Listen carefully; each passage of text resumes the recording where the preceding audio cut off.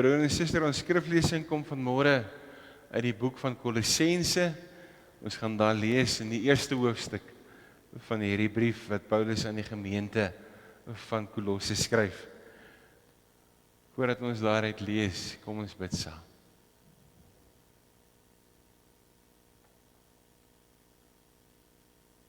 Here, is 'n voorreg om so saam te kan kom as gelowiges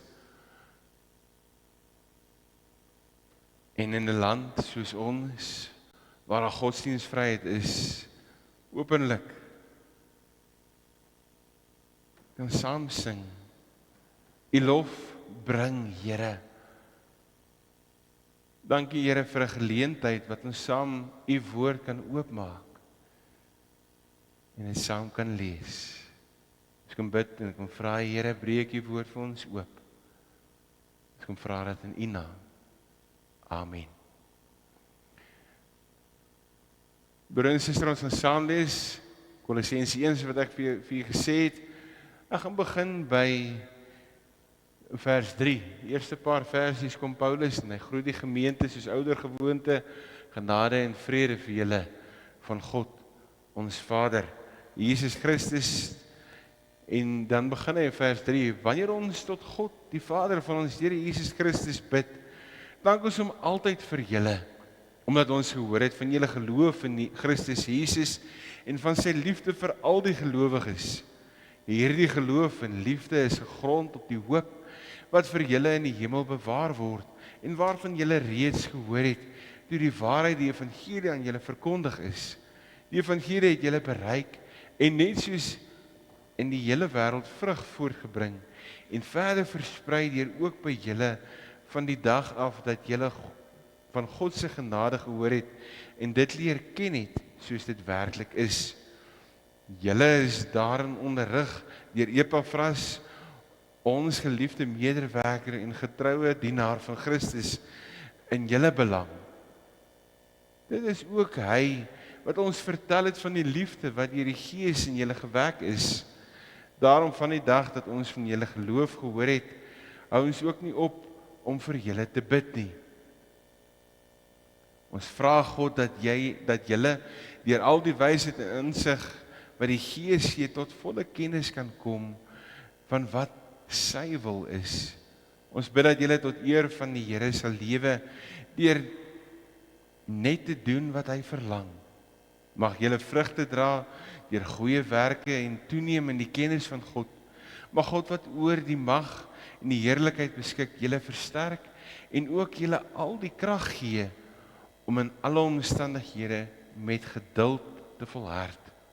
Julle moet die Vader met blydskap dank wat julle geskik gemaak het om deel te hê aan die erfenis wat vir die gelowiges wag in die ryk van die lig. Hy het ons uit die mag van die duisternis weggeruk en ons onder die heerskappy van sy seun wat gestel wat hy liefhet. Deur die seun het ons die verlossing gekry, die vergifnis van ons sondes. Die seun is die beeld van God wat self nie gesien kan word nie. Die seun is die eerste verhewe bo die hele skepping. Dan gaan Paulus aan en hy sê, maar voor alles was Christus daar en dat Christus die een is wat die versoening gebring het tussen ons en die Here. Deur die bloed van die seun aan die kruis het hy die vrede herstel. Dis daar vers 20. Deur hom het hy alles op die aarde en in die hemel met homself versoen. Ook julle was voorheen ver van God af en vyandig gesind teenoor hom, soos blyk uit julle sondige lewenswyse. Maar nou het hy ook julle met homself versoen deur sy seun as mens gesterf het, om julle heilig sonder smet en onberispelik voor hom te stel. Maar dan moet julle vas en sterk bly staan in die geloof en julle nie laat losruk van die hoop wat in julle gewek is deur die evangelie wat julle gehoor het nie. Dit is die evangelie wat aan al die mense op die aarde verkondig is en waarvan ek, Paulus, 'n dienaar geword het. En ek is nou bly oor al die lyding wat ek ter wille van julle moet verduur. Want die vervolging van Christus het nog nie geëindig nie. Ek verduur my deel daarvan ter wille van sy liggaam, die kerk, waarvan ek 'n dienaar geword het volgens die opdrag wat God my gegee het, om sy woord ten volle aan julle bekend te maak. Dit is die geheimenis wat eeue en geslagte lank verborge was, maar wat nou geopenbaar is aan die mens wat aan hom behoort. God het besluit om aan hulle bekend te maak hoe seënryk en heerlik hierdie geheimenis vir die nasies is. Die inhoud daarvan is Christus is in julle. Hy is julle hoop op die heerlikheid. Hom verkondig ons deurdat ons alle mense met alle moontlike wysheid onderrig en leer, sodat elke mens tot geestelike volwassenheid in Christus kan bring. Daarvan voorspan ek my ook in en beywer ek my met die krag wat hy gee en wat kragtig in my werk. Ons lees hierdie hoofstuk saam.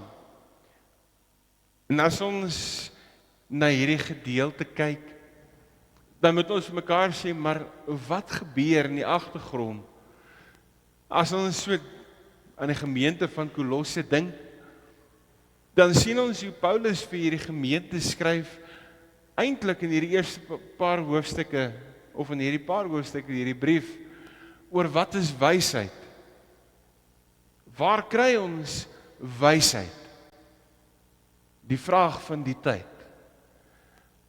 En in die gemeente van Kolosse, in hierdie dorpie, is daar hierdie twee groepe. Aan die een kant die Jode sê, nee, ons kry wysheid in die tradisies. Ons kry wysheid om te fokus op die wet. Ons kry wysheid juis deur die besnydenis. Aan die ander kant, die Grieke wat sê, nee, ons kry nie wysheid daar nie, ons kry wysheid om te fokus op die beginsels van die natuur. Om te fokus op dit wat die filosowe van die tyd sê. Nou, as ons dit deurtrek na ons toe, is dit juist die vraag, maar waar kry ons wysheid? Wat is waar? Paulus kom en hy sê vir hierdie gemeente, die evangelie, God se woord, dis die beginpunt. Die woord, die evangelie is die waarheid van God, wat in julle geopenbaar is. Kom sê hy vir hierdie gemeente, hy kom sê vir hulle, maar hierop moet julle julle geloof bou, hierop moet julle fokus, en hierop moet julle voortgaan. Moenie dat die wêreld, dit wat in hierdie wêreld gebeur, julle fokus skuif van Gods woord na die samelewing toe nie. In die geskiedenis leer ons, kyk ons na die hervorming. Ons kyk na die reformatie. En juist dit is dit wat daar gebeur het. As gesê, nee, ons is so meegesleer met die tydsgees, dat dit nodig is om terug te gaan na die skrifte. Die mooi Latyn ad fontes, terug na die bronne, terug na Gods woord.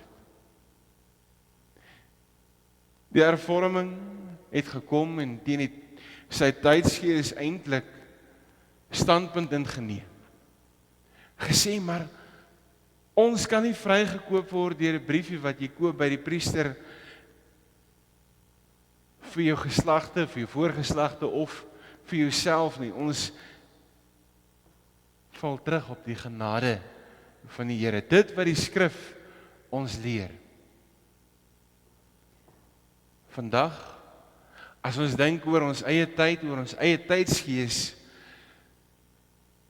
is daar 'n nuwe tydsgees wat besig is en wat eintlik al so deel is van ons menswees, dat dit eintlik maar net aanvaar word. In ons sekulêre wêreld soek ons baie keer na die waarheid. En ons soek na die waarheid nie meer by Gods woord nie. Die Bybel het 'n oudmodiese boek geword. Dit het nie meer nodig geword om huisgodsdienste te hou nie. Dit het nie meer nodig geword om tyd te spandeer om ons geestelike lewe uit te bou nie, want ons is so besig. Dis die norm, dis die normaal, dis die oukei van ons tyd. Ons is so oud, die Bybel het so oudmodies geword dat ons vir mekaar selfs in vergaderings begin vra, maar is die duiwel regtig, is daar geen koninkryk nie? Die natuurlike wêreld, juis asof ons vir mekaar sê, maar daar is geen sonde meer nie. Jou lewenstyl moet net geskoei wees op liefde. Daar is nie meer nodig om regverdigheid uit te leef nie. Daar is nie meer nodig om vir ander mense te sê, pas op. En so kom ons baie keer by 'n punt waar ons mekaar sê, maar hoe dink ons in hierdie sekulêre wêreld oor kerk wees? Die kerk het 'n plek geword wat ons 'n dis moet voorsit. En as jy nie van die dis hou nie, dan staan jy op en jy gaan na 'n nuwe restaurant toe. Dit het 'n plek geword waar ons nie meer kom om onsself te gee nie. Maar dit het 'n plek geword waar ons mekaar sê, maar wat kan ek hier kry? Wat soek ek hier? Ons lees in hierdie gedeelte, soos in kindertyd, waar Paulus vir hierdie gemeente kom sê, maar hier is hierdie onsigbare krag wat in ons besig is om te werk. God wat teenwoordig is, wat ons nie kan sien nie, wat ons nie kan vasvat nie, is deur sy seun gestuur, wat sy seun gestuur het na hierdie wêreld toe, wat die Gees gestuur het om in ons te woon, is aan ons aan die werk. En hierdie Gees gee vir ons die krag, die genade, om in hierdie wêreld 'n getuienis te gaan lewe. 'n Getuienis van God wat leef. 'n Getuienis van God wat teenwoordig is. Die onsigbare vriend wat teenwoordig is, wat vir ons kom sê, so wat ons gelees het in Filippense, as jy bekommerd is, vra. Met dankgebede, lofgesange, God is hier. Dis die evangelie, wat Paulus vir hierdie gemeente kom sê, dis die waarheid, dis waarop julle staan, dis waarop julle geloof bou. Dis nie daar ver nie, dis nie daar eenkant nie, dis hier, God gee dit vir julle. Julle moet dit net lees. Julle moet dit net ontdek. Julle moet net tyd spandeer en sê, Here, hier's ons gaan nie verder nie, ons wil hier in die teenwoordigheid bly en wagtend op U wees. Amper soos die volk van ouds wat sê, maar as jy die vierkolom of die volkolom aanbeweeg, dan pak ons op en ons gaan. Ons wag op die Here. Die grootste probleem, dink ek vandag, as ons dink aan kerkwees, is juis om te sê, maar wat is geloof? Want geloof het iets geword wat ons vir mekaar op 'n manier moet promoveer. Ons moet vir mekaar op 'n manier kan sê, maar hoorie, ek is eintlik okay.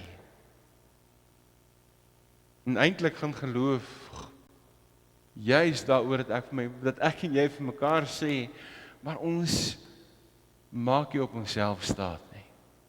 Eintlik het ons niks om op te roem nie. Eintlik is ek en jy in inderwaarheid net afhanklik van God. Geloof gaan daaroor om te sê, maar ek ken God. Ek leef 'n lewe wat die Here vir my gee, bloot uit sy genade. Ek vertrou die Here vir dit wat voor lê. En so kom sien ons Paulus wat vir hierdie gemeente oproep om iets daarvan te besef, om te sê, maar onthou, God het julle met homself versoen. Hy het die werk gedoen. God het begin deur Jesus Christus wat gestuur is, ter wille van my en jou. Ek en jy reageer deur te sê, Here, ek draai terug. Here, ek het U nodig. En so kom hierdie hoop in ons lewe op, hoop wat aan die brand gesteek word, juis deur die Gees wat in ons teenwoordig is. En ons sê, maar ons leef nie meer vir onsself nie, ons leef vir God. Ons leef nie meer om mense te beïndruk met dit wat ons doen nie. Ons leef 'n getuienis, want God is vir my 'n werklikheid. Dit gaan nie meer oor wat ek uit iets kan kry nie, maar dit gaan oor wat ek kan bring uit dankbaarheid vir God in my lewe. En dan kom sê Paulus hier aan die einde van hierdie gedeelte, kom sê hy vir hierdie gemeente, maar broers, kom sê hy vir hulle, ek is nou bly oor al die lyding wat ek ter wille van julle moet verduur, want die vervolging van Christus het nog nie geëindig nie. Ek en jy leef in 'n tyd wat ons vir mekaar sê, maar ons is so bang om te sê, om te leef, om te getuig. Waar staan ons? Sal ons soos Paulus kom sê, maar ek is nou bly oor die lyding wat ek beleef, want Christus, ons het deel aan Christus se lyding. Hy kom skryf dit verder in die vers, waar hy sê, ek verduur my deel daarvan, ter wille van sy liggaam, die kerk. Is ek en jy bereid? Is ek en jy reg om te sê, maar Here, hier waar ons in hierdie wêreld ingaan, leef ons 'n getuienis van U wat teenwoordig is, ten spyte van die teenkanting, ten spyte van die moeilikhede, die moeilike omstandighede wat ons gaan kry, ten spyte van die oë wat op ons is, ten spyte van mense wat gaan sê, maar wat is fout met hom?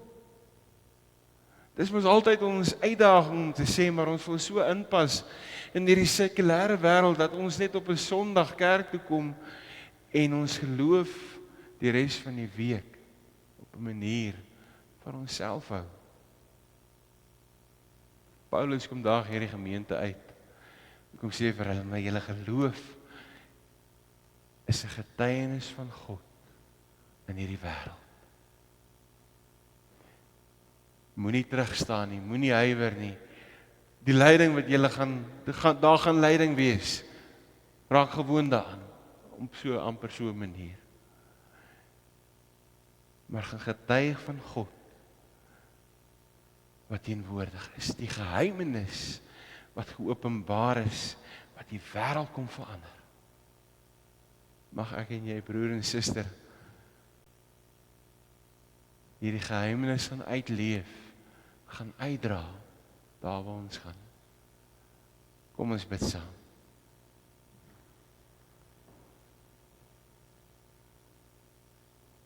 Here, dankie Here, dat ons in hierdie oggend die bewus kan wees van U grootheid, U genade. Here, dat ons in die woord kan lees, dat ons, Here, daarin onderrig kan word, maar dat ons dit ook, Here, kan gaan uitleef en uitdra in hierdie wêreld. Ons kom bid en kom vra U, Here, dat U ons, U wat alreeds in ons teenwoordig is, ons die krag sal gee om 'n getuienis te gaan uitleef van hoop, van vrede, van blydskap, van vriendelikheid, van goedheid. Here, in 'n wêreld waar dit kort. In 'n wêreld wat ons stil geword het. In 'n wêreld wat ons dit so oor onsself begin laat gaan het, dat ons U mis. Dat ons U oproep.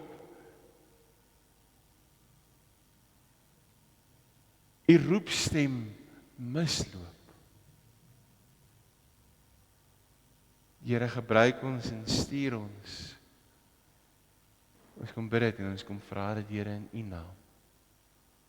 Amen.